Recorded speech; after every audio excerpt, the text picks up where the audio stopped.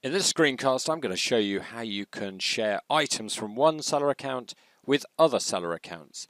Now, there's a number of different reasons why you might want to do that.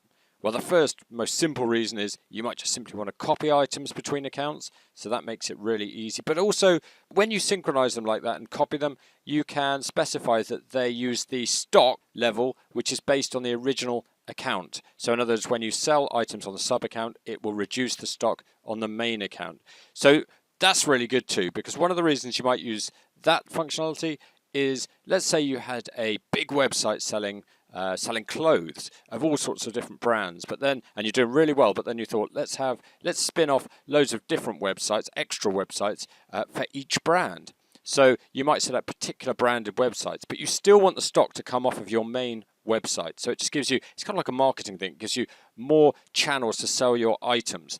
So there's other reasons as well. You might use it for localization. So let's just say you have a website that's doing really well and it's in English. You might want to open a French and Spanish version of those websites too. So you can create new Sellr accounts for those other locations, and you can copy the products across and synchronize them, and you can change the language on your descriptions and the item names and that kind of thing. But again, when the items are sold on those sites, you can have the stock reduced on your main site. That's an option. You don't have to have the stock reduced on the main site. You could run them completely separately, but that's something available to you. Another reason is for trade sites. If you're selling to the retail and to the trade, then you might have your main website might be retail, and then you can create another website for trade, and you can have completely different prices, tax settings on there. But again, you could set the stock to reduce on your main site as you sell things on the trade site. So let's take a look at how you set this up. I've got a couple of control panels open here. This one is our Sellr demo store, and if I just click on the preview website, you'll see that the Sellr demo store is selling kind of action cameras and accessories. So we've got cameras there, and there's a kind of accessories link there. And so I've registered another account, and the other account is this one here. And I've got this just cameras. So imagine our main site is selling cameras and accessories, but we're going to create a site just selling cameras, and we want those, when we sell those cameras on this other site, we want it to come off the stock on the main site. So how do we do that? Well, the first thing you need to do on your main site is go to Manage Items, click on Multi-Store Sync, click on Configure Access to this store from other stores. Then you want to enter the store ID and the admin password of the store you want to give access to.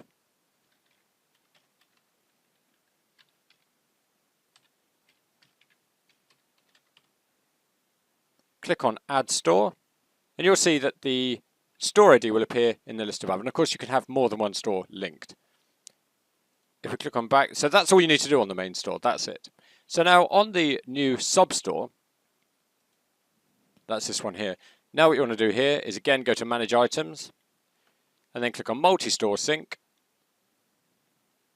And this time you'll see the store that you've just set up in the list there. You can click on Access, and then you can navigate through the items that store has on its item manager. So we're just going to import the cameras. So if we go to the cameras category there, so it's important to note that the category structure isn't imported, because on your sub-stores you might have a completely different category structure. So you want to set up the categories you want to import to first. I'm just going to keep it as default, which is items for sale.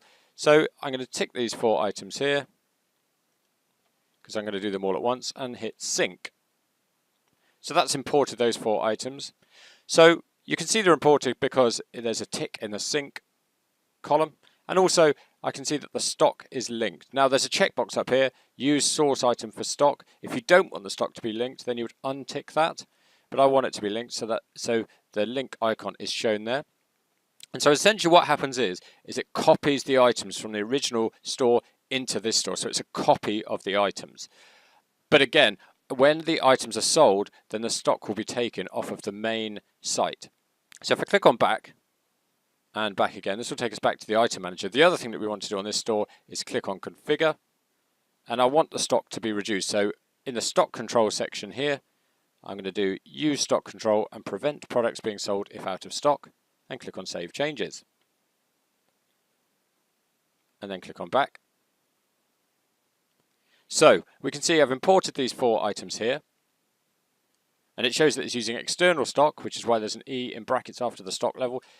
But let's just do an example of what happens when it's sold. So we've got product 5 here. It's got 67 in stock. And in fact, if I flip back to the other site here, this is the original site, you can see it's got 67 in stock.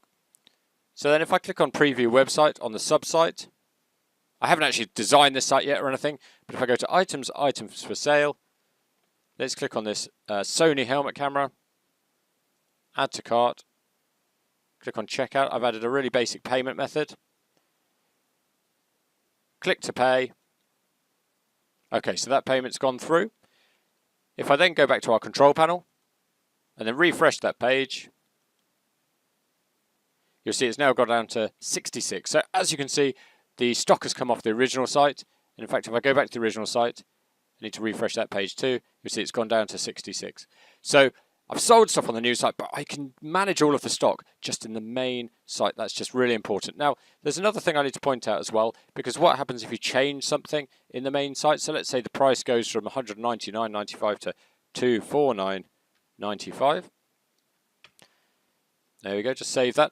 And so then if I go into the new website, just refresh that. So you can see it's still showing $199.95 because it's a copy of the original product.